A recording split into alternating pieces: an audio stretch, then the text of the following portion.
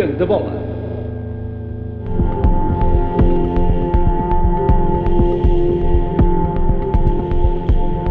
Esta semana dividimos isto quase como que Gangue da Bola e Congresso do Gangue, porque estamos aqui 4, isto já dá para fazer um congresso, mas ao mesmo tempo estamos a fazer uma entrevista para o Gangue da Bola.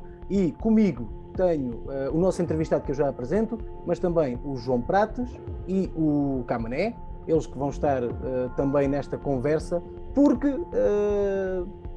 por coisas da vida lembraram-se os dois no mesmo dia, e isto é verídico. Lembraram-se os dois no mesmo dia de me mandar o número da mesma pessoa para ser entrevistada pelo Gangue da Bola, e essa pessoa é o Francisco Agatão, que está connosco aqui também no ecrã, para quem está a ver através do YouTube ou das redes sociais, e para quem não está a ver através do áudio da rádio, Francisco Agatão, jogador, ex-jogador e atual treinador, que já tem uma longa carreira, mas que é, pelo que eu fui percebendo das vossas reações, Camané e João Pratos, é um homem muito querido por onde passa. Camané, começo por ti, antes de falarmos com o Francisco. Oh, amigo, o que é que eu te posso dizer? Quando nós somos suspeitos quando falamos de um amigo.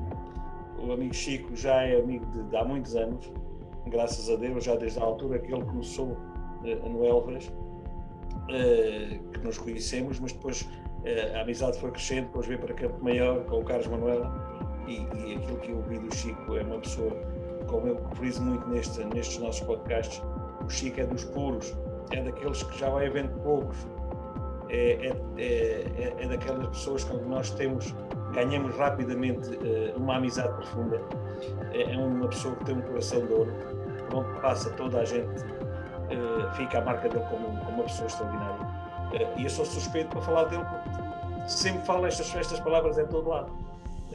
Também sei que depois nós temos ele no coração, mas também sabemos que é recíproco, que ele também ganha essa amizade por nós, e que posso dizer mais do meu Chico. O meu Chico foi um grande jogador, é um grande alentejano, um alentejano daqueles grandes alentejanos.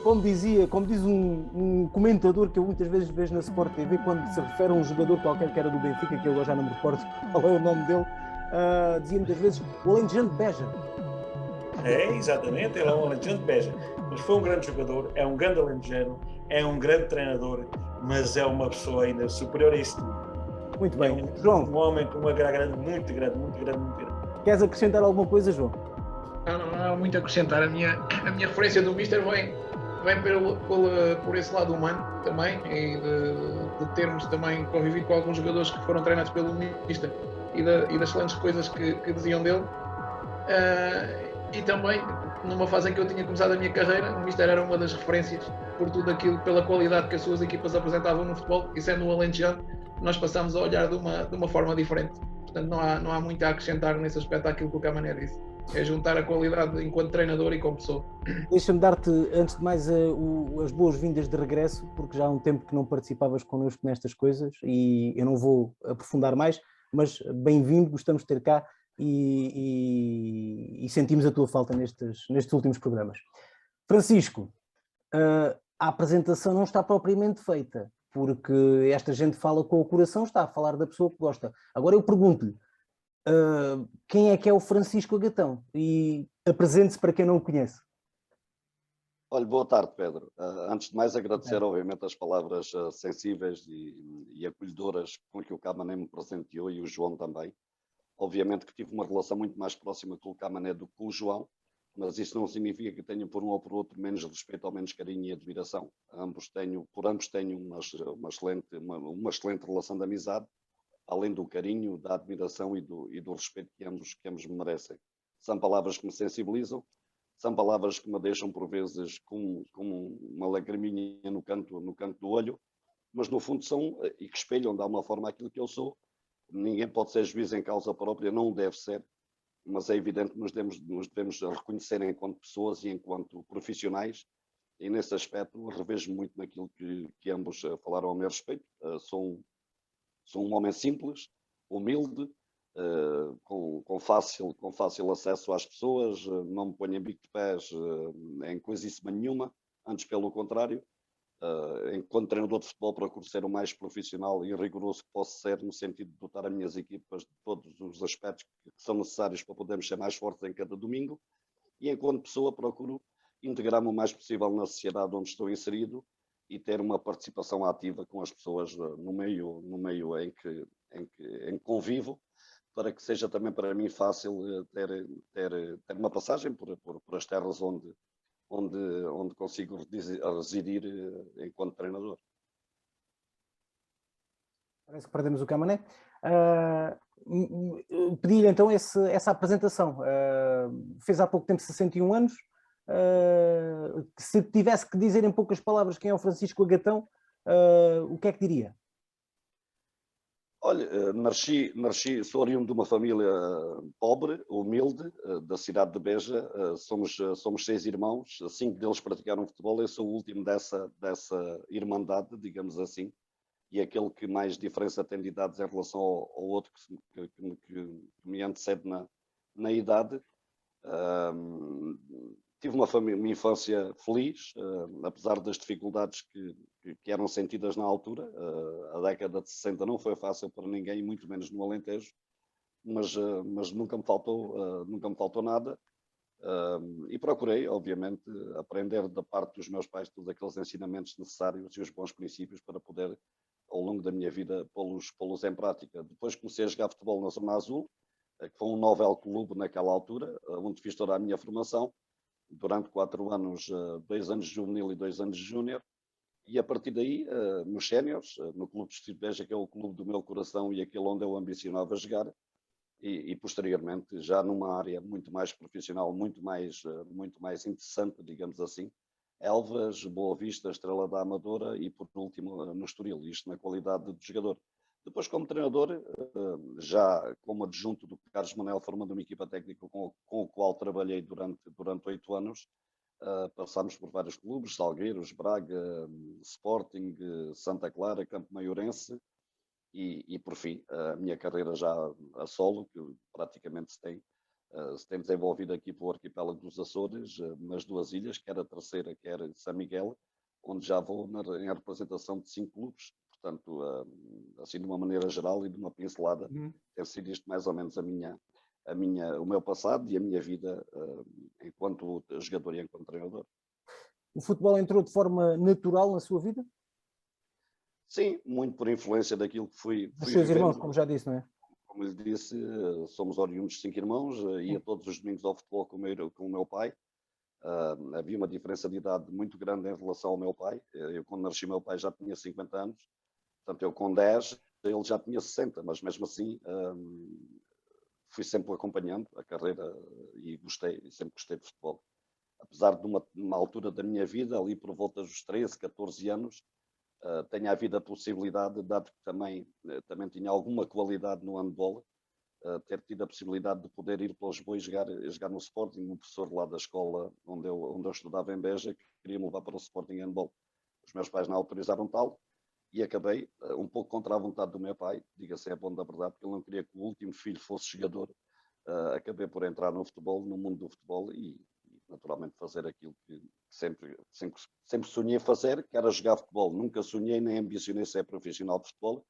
Naquela altura havia muita tendência dos jogadores procurarem, sobretudo, uma solidez a nível de trabalho.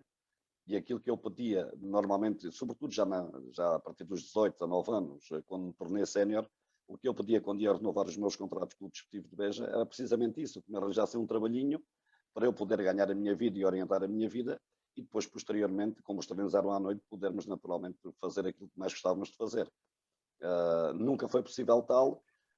Também, quando fui o último a sair de casa, fui sempre dando um maior acompanhamento aos meus pais e fui sempre recusando de alguma forma a possibilidade de sair da cidade de Beja. Aconteceram alguns convites nesse período de tempo.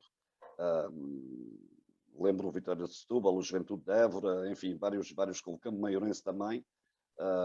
Só que eu entendi que naquela altura os meus pais necessitavam muito mais da minha presença do que eu de regularizar ou orientar a minha vida em termos futuros e fui sempre declinando esses convites. Depois, a partir de uma determinada altura, o meu pai teve uma conversa muito séria comigo e disse-me que a vida dele estava feita e que eu tinha que começar a construir a minha. digamos que foi o empurrão definitivo para que eu pudesse aceitar o convite do Elvas e então aí tornar-me profissional de futebol, e em boa hora, obviamente, o fiz. É uma pergunta que eu faço sempre a treinadores, ou a quem já terminou a sua carreira, mas a treinadores sim. Como é que se definiria enquanto jogador? Se fosse seu treinador, o que é que destacava? Eu acho que teria sido muito melhor jogador, com toda a verdade, com toda a justiça. Se eu fosse treinado por mim próprio, com toda a certeza, teria sido muito melhor treinador, o que não significa dizer que todos os treinadores com quem eu tive a possibilidade e o privilégio de trabalhar, e lembro o campeão europeu, o Fernando Santos, lembro o Josualdo Ferreira, lembro o Pepe, que foi campeão no Brasil, o Manuel Barbosa, o João Alves, que me deu a mão em termos de primeira divisão, todos eles excelentes treinadores. Agora é evidente que eu fui sempre um jogador que, de alguma maneira, e a partir de uma determinada idade, e principalmente em Elvas, comecei a jogar numa posição muito mais adequada no campo, enquanto júnior, juvenil e até mesmo nos primeiros anos de sénior eu era ponta de lança. Depois comecei a recuar no terreno e acabei a médio defensivo. Era muito mais um jogador de equipa, era muito mais um jogador que tinha aquele sentido tático do jogo, digamos assim, o que não era muito vulgar naquela altura, e procurava naturalmente trabalhar em função daquilo que eram as necessidades da equipa e aquilo que era as minhas próprias características. No fundo era isso, eu nunca perdi essa noção das minhas próprias limitações e procurava em cada momento e em cada dia melhorá-las para que pudesse estar sempre ao melhor nível ao serviço coletivo. Portanto, era aquele tipo de jogador que roubava a bola ao adversário, de uma forma muito simples, eu carregava o piano e os outros tocavam o violino. Esta é a verdade. Dos clubes por onde passou enquanto jogador, quais são as marcas que tem? Do que é que se recorda com mais... o que é que foi mais marcante? Todos Não eles digo foram mais saudade, porque isto é saudade... Todos eles foram marcantes. Nós obviamente sentimos saudade, para não ser um saudosista férreo. Agora, é evidente que por vezes, quando estamos ali, mesmo até no banco, e temos uma envolvência muito grande com o jogo, na forma como nos integramos, como muitas vezes participamos através da voz, faz com que nos assalte aquela vontade de podermos saltar para ali e mostrarmos ainda que, claro, já não conseguimos, né? Mas ainda nos vem aquela vontade. Então, todos os clubes foram marcantes. Por este ou por aquele motivo, todos eles na minha vida foram marcantes. Uns porque consegui objetivos pessoais, outros porque consegui alguns títulos coletivos, outros ainda porque a nossa passagem por esse clube foi de tal maneira importante que nos serviu para melhorarmos e aumentarmos os nossos valores e os nossos princípios de vida. E tudo isso é importante na construção do ser humano e do profissional de futebol. Percebi que era que a partir do Elvas começou a jogar mais atrás, era o quê? Defesa? Não, médio defensivo. Médio defensivo. Na altura era trinco, na altura era o trinco. Ainda se fala hoje em dia, ainda se fala, mas hoje já é um nome mais agora mais pomposo, é o médio defensivo. Os meus colegas de entrevista, quando quiserem intervir, podem intervir. Mas eu queria lhe perguntar, o futebol hoje em dia está muito académico, não está? Tornou-se um pouco académico. Não direi que é infelizmente, é as tendências da vida, isto é assim mesmo. Nós, enquanto treinadores, e eu pela idade que já tenho, já apanhei muitas gerações. Hoje há a geração do telemóvel para tudo. Nós hoje, na divisão em que trabalhamos, por exemplo, não sei se nas outras um pouco mais assim isso acontece, quero crer que não, porque são muito mais profissionais, mas a este nível eu trabalho com uma equipa semi-amadora. Treino à noite, portanto, tenho jogadores que trabalham durante o dia e outros que são apenas profissionais, que só vivem no futebol. Mas hoje em dia é a geração do telemóvel. Se nós pudéssemos permitir que estarmos a dar a palestra e eles puderem estar a mexer no telemóvel, ou até ao intervalo de cada jogo eles puderem ir aceder ao telemóvel para verem algumas coisas muito pessoais, isso acontecia. Portanto, transversalmente, eu já apanhei de tudo em termos futebolísticos. E naturalmente que não levo nada a mal que hoje em dia se utiliza em termos muito mais académicos, o que não significa dizer que nós os tínhamos que adotar. Isto, cada um é como cada qual, cada um sabe de si, e logicamente que se há momentos em que nós o podemos fazer e devemos fazer, há outros em que entendemos que as palavras antigas, digamos assim, o vocabulário mais antigo do futebol, também não deixa de ser apropriado, porque o jogo não mudou assim tanto. Pois, agora, Chico, agora já não há o contra-ataque, não é? Agora é a transição rápida de defesa-ataque. É a tal mudança. Foi? É a tal mudança, exatamente. E nós temos de adaptar. E não leva mal, Camané. Nós temos de nos adaptar. Claro que sim. A vida é isto mesmo. Nem nós estamos demasiado certos, nem eles estão demasiado errados. As coisas são assim mesmo. A conjugação. É a evolução. É a evolução das coisas. Claramente, a evolução das coisas. Mané, temos que nos atualizar, não é? Exatamente. Não é mais. Estamos sempre a aprender e a atualizar-nos. Senão paramos no tempo. É e o Mexico é daquela gente que cada vez se atualiza mais o Mexico. Mas começas a dar umas formaçõezinhas para nós irmos ao Chico. Agora com o Isso é mais com o João. Isso é mais com o João. O João Pratos está mais vocacionado para esse tipo de formações. O João é top. Aí o João é top. O João é top. Aí não só. Essa é uma das vertentes em que ele é forte. Enquanto treinador, agora está nos Açores, como disse, está no Rabo de Peixe, acho que ainda não mencionámos o clube. Eu tive um colega no seminário que era de Rabo de Peixe. Bem bom, bem bom. E o que é que eu lhe queria perguntar? Queria lhe perguntar se está no Campeonato Nacional de Séniores? Sim, Campeonato Nacional de Séniores. Campeonato de Portugal. Neste momento é designado por Campeonato de Portugal. Ok, pronto. Está sempre a mudar todos os anos o nome do campeonato. Todos os anos muda. O que é que o define como treinador? Ou, digamos assim, eu queria lhe fazer esta pergunta. Há bocadinho estava a pensar o que é que lhe ia perguntar e queria lhe perguntar isto. O que é mais importante quando se treina uma equipa de futebol? É o conjunto de tudo ou há um aspecto que é mais importante? É o tático, é o psicológico? Hoje em dia, século XXI, 2021, quase a chegarmos a 2022, o que é que pode fazer a diferença numa equipa de futebol? Não, tudo tem que fazer a diferença. Um bocadinho de tudo é extremamente importante. Nós nunca nos podemos definir apenas por um parâmetro ou por um aspecto. Cada vez mais o treinador não deixa de ser um psicólogo, cada vez mais o treinador não deixa de ter...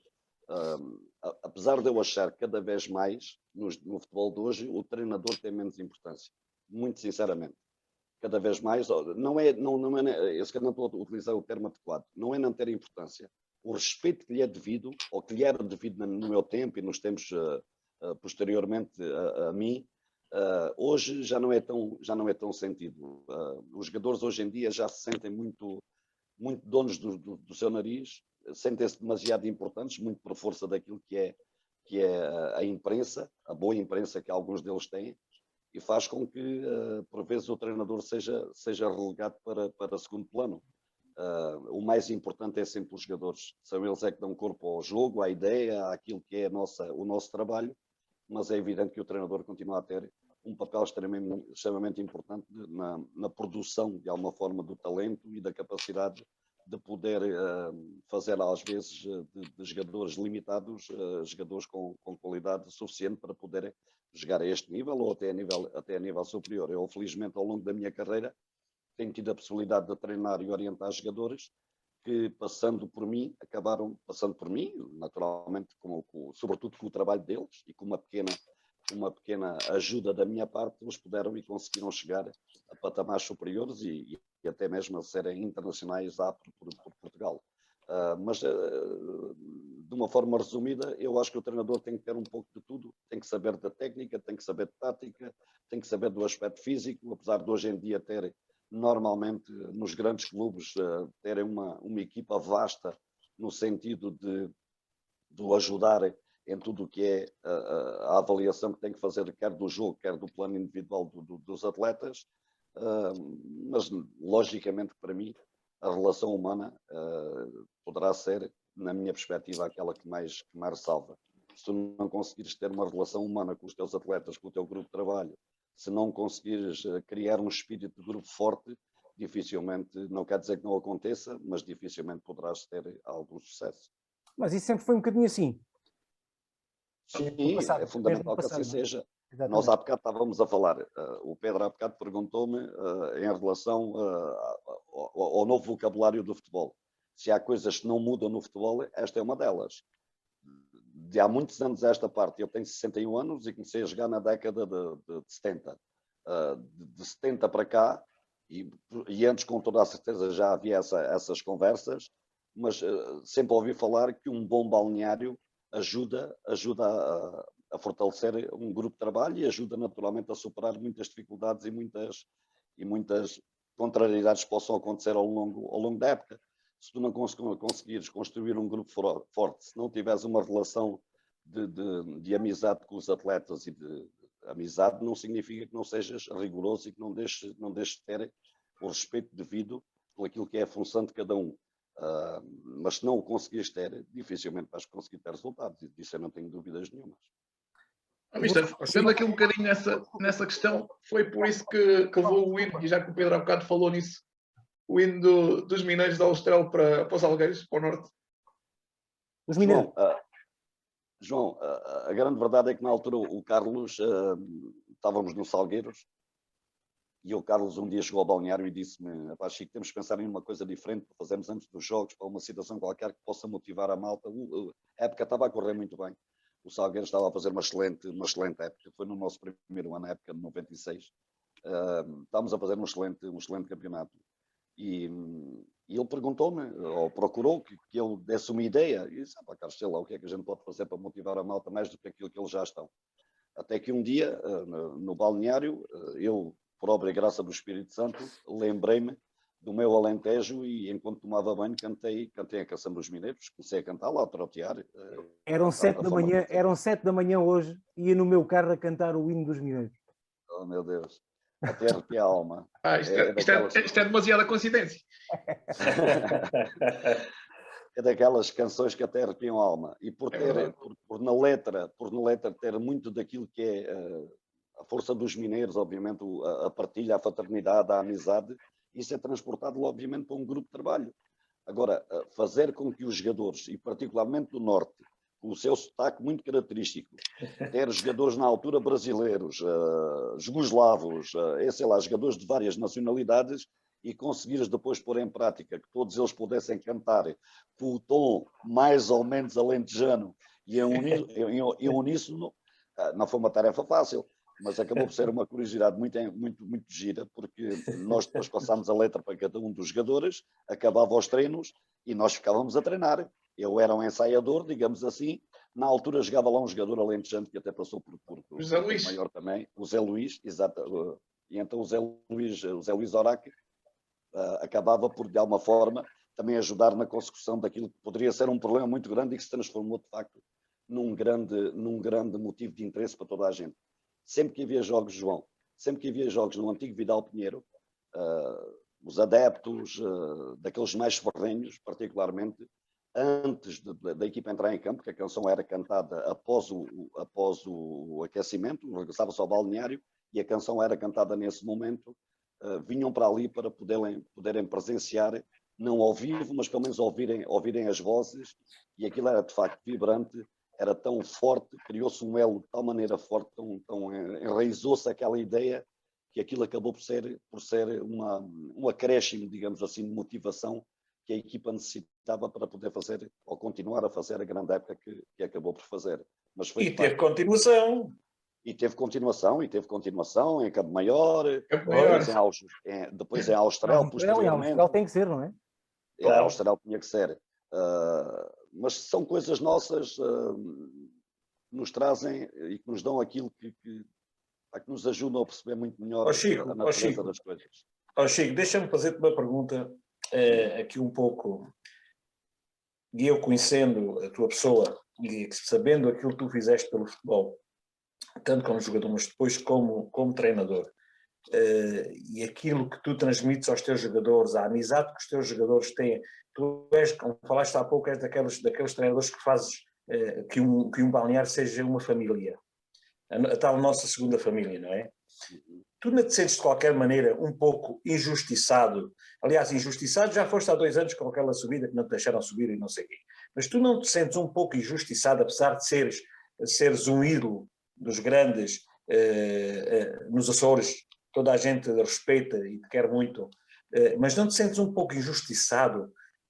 Na minha maneira de ver, acho que tu já devias estar a treinar uma equipa de Primeira Liga já há muito tempo, pelo trabalho que tens desenvolvido. Tu não te sentes um pouco injustiçado? E o teu sonho, qual é o teu sonho no futebol? Se é chegar ainda lá, estás mais qualificado para isso, mas não sentes um pouco na pele, porque nós somos humanos, não é? E nós sentimos que às vezes há situações que ficamos um pouco tristes e constrangidos com aquilo que nos acontece.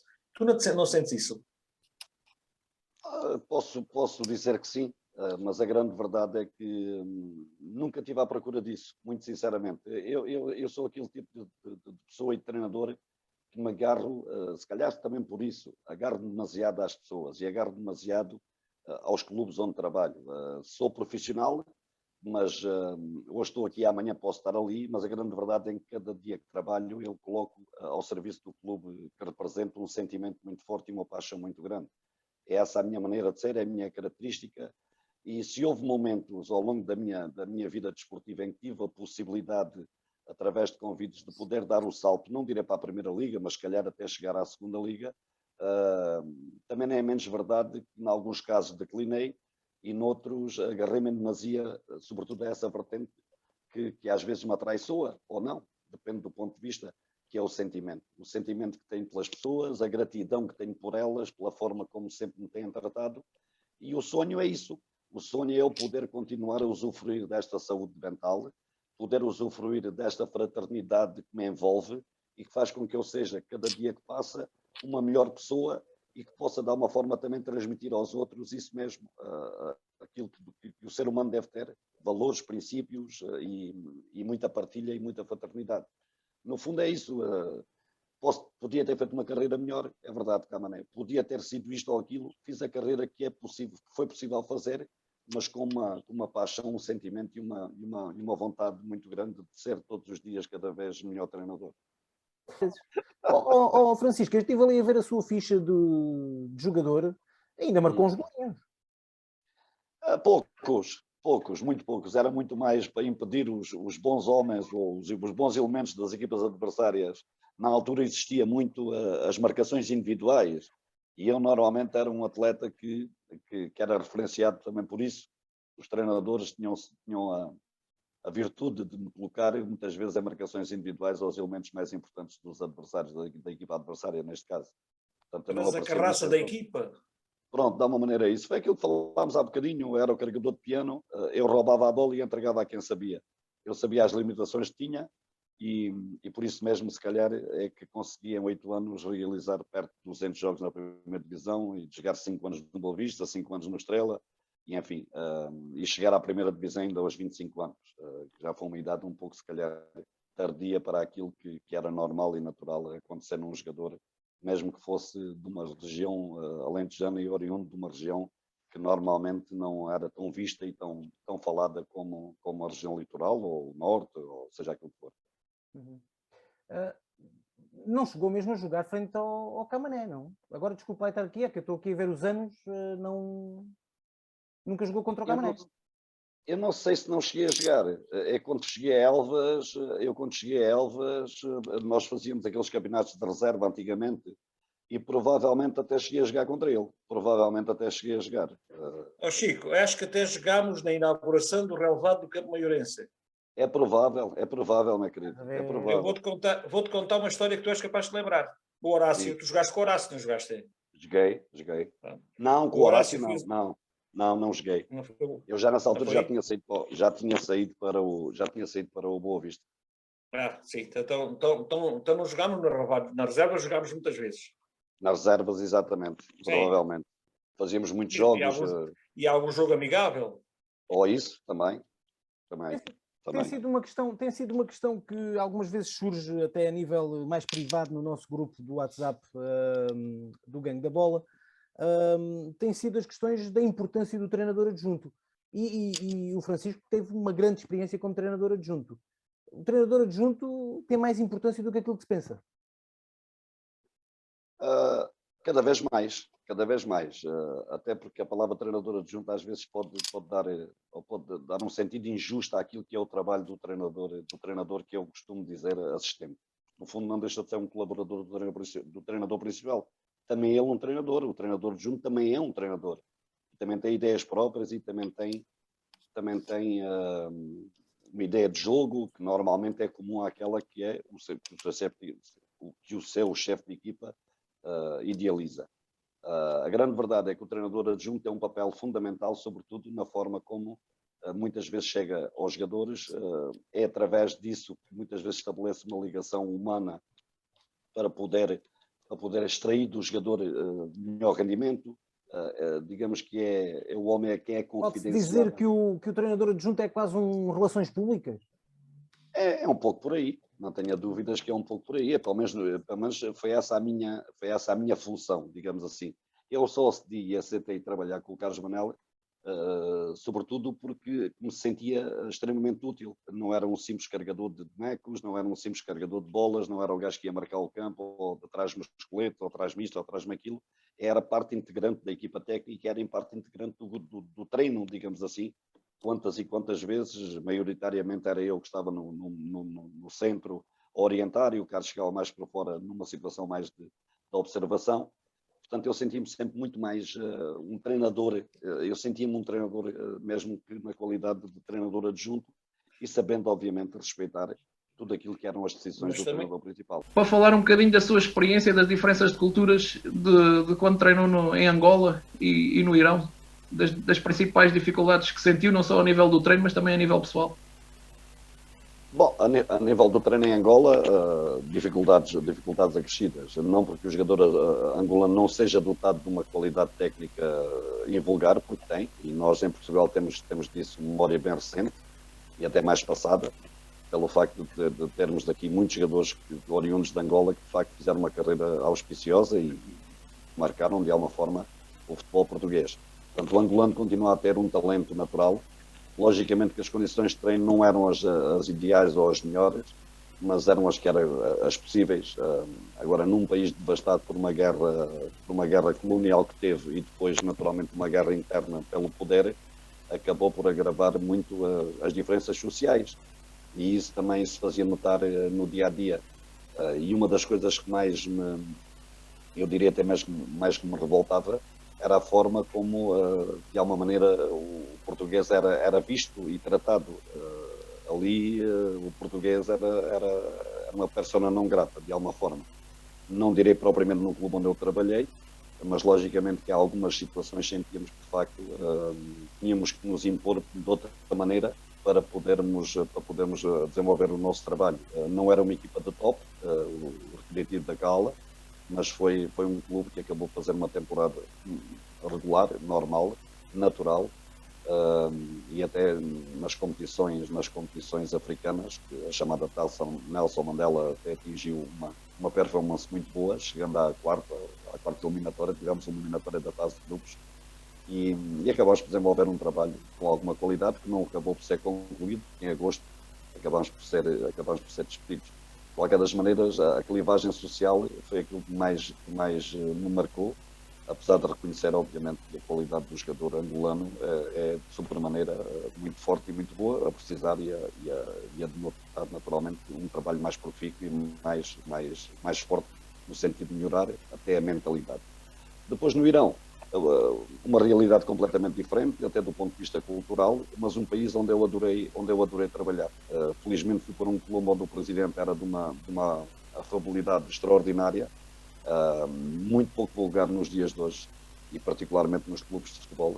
Tratava-nos como seres humanos de uma forma gentil, extraordinária.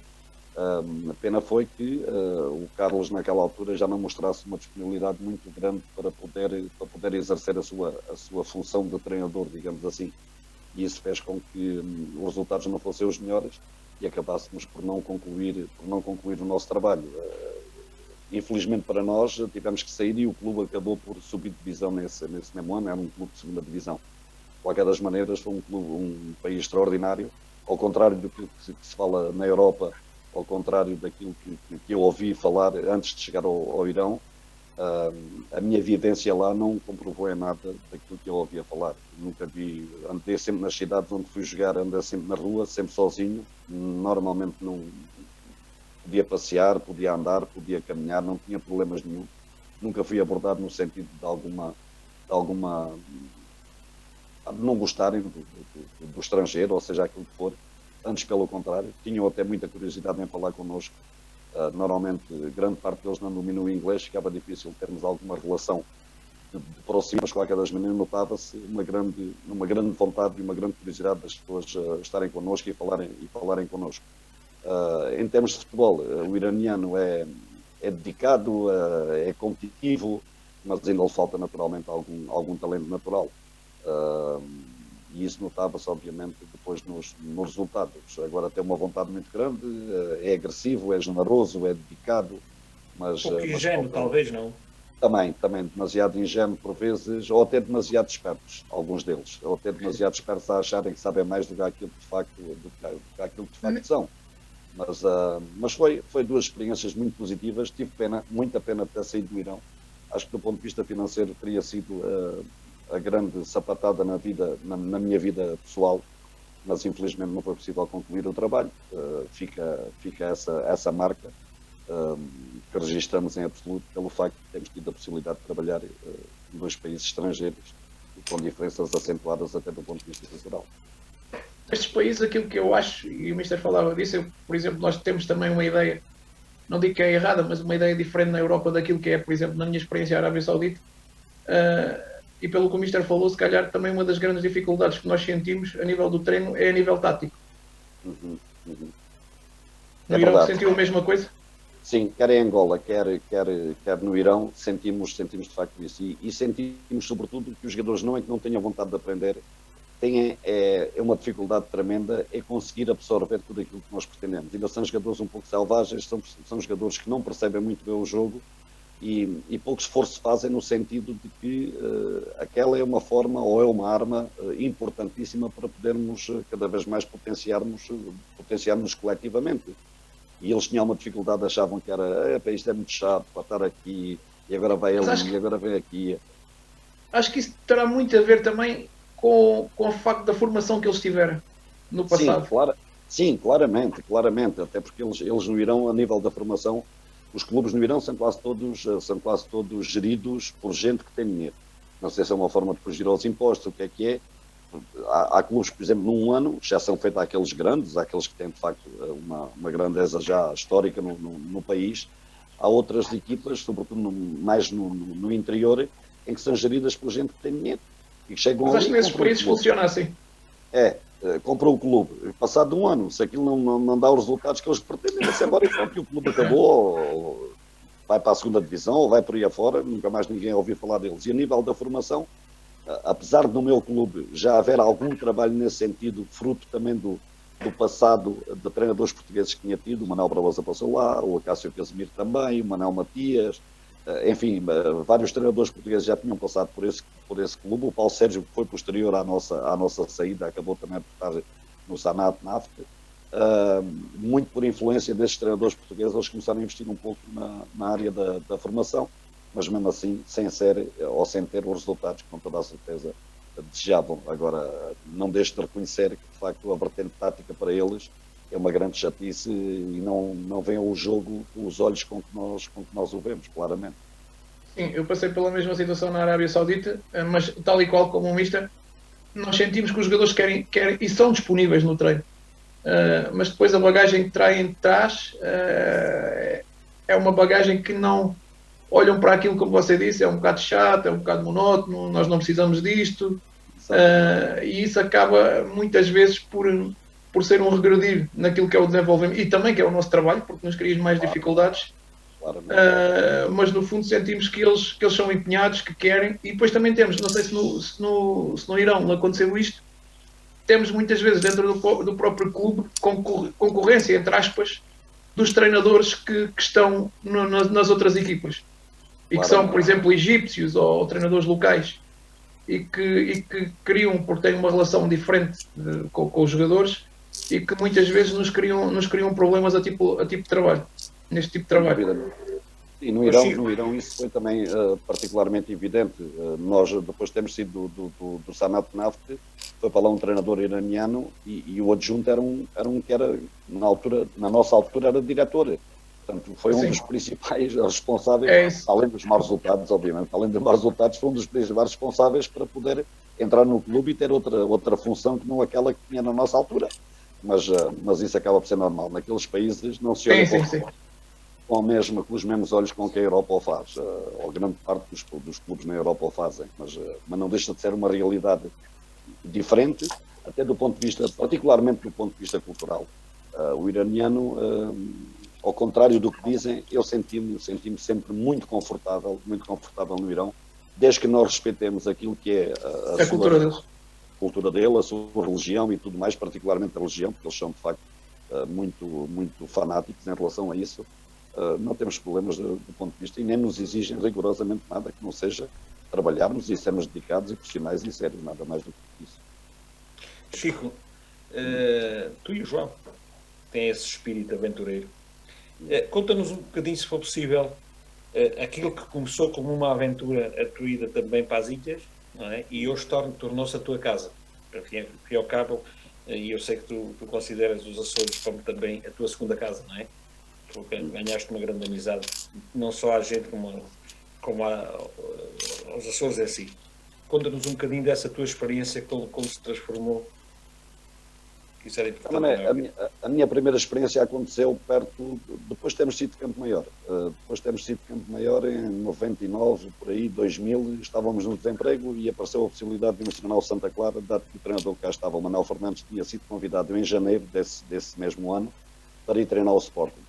Surgiu essa possibilidade e tivemos aqui 9 meses. Acabámos por conseguir o título de campeões nacionais da segunda Liga, nessa altura, com o Santa Clara, conseguindo a segunda subida do clube. A primeira foi efetuada com o Manuel Fernandes, a segunda foi por nós, e depois apenas tivemos 2 ou 3 meses à frente da equipa durante a primeira divisão. Os resultados não aconteceram, tivemos 2 derrotas seguidas e as pessoas entenderam que era necessário alterar e mudar. Mas já aí me foi proposto a possibilidade de continuar aqui como treinador adjunto do clube.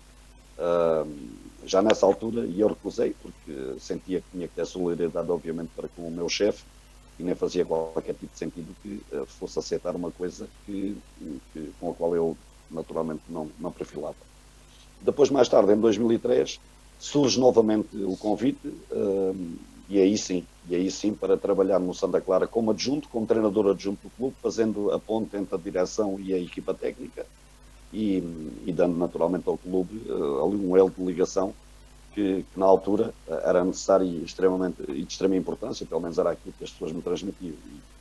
E a partir daí surge o convite do Operário, onde tive 7 anos e meio, e criou-se aqui uma ligação muito forte, uma ligação muito afetiva, de um sentimento muito forte, não só pelo treinador, mas sobretudo pelo ser humano. E esse sentimento é recíproco em relação às pessoas, quer daqui, quer da Ilha Terceira. Foram as 2 ilhas onde eu trabalhei, em 5 clubes diferentes, e isso faz com que eu hoje me sinta, se calhar, o alentejano mais açoriano que existe, mas sou feliz.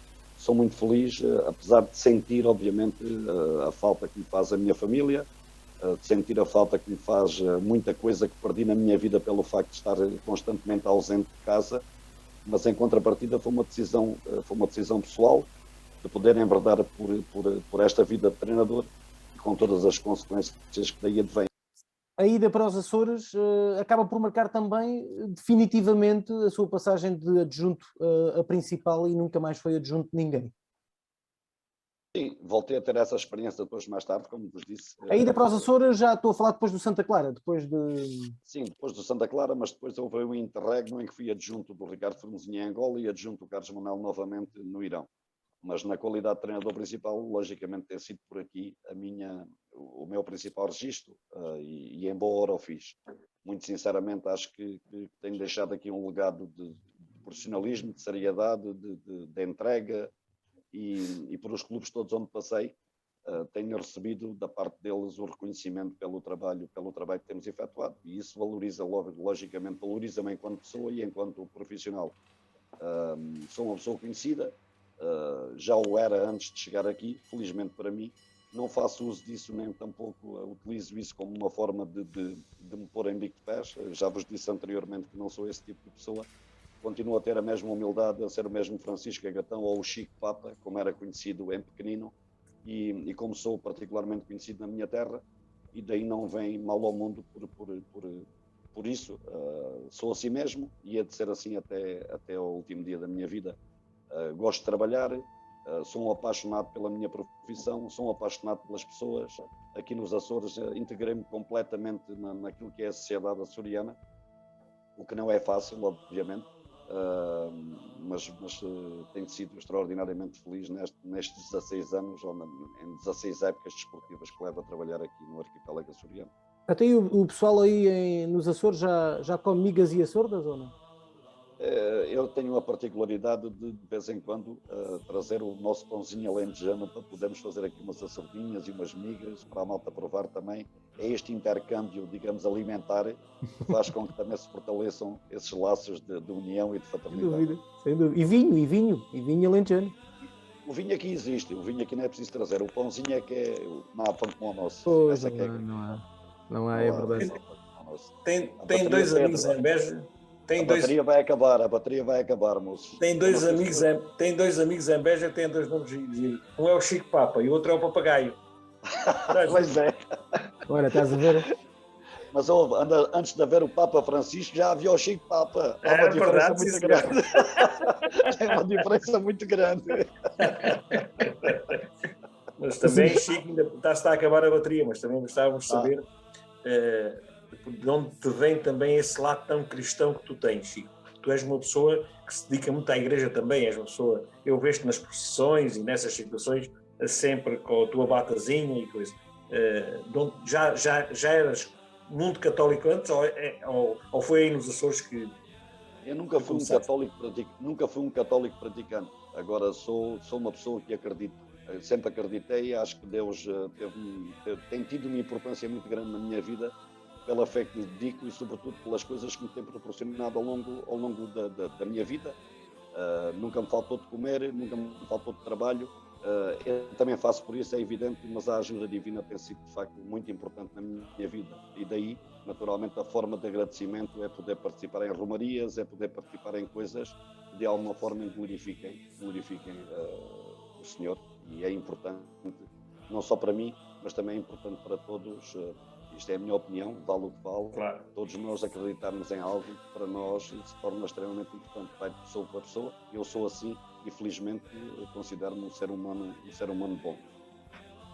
E de repente tornarmos na Rádio Renascença com a bola branca.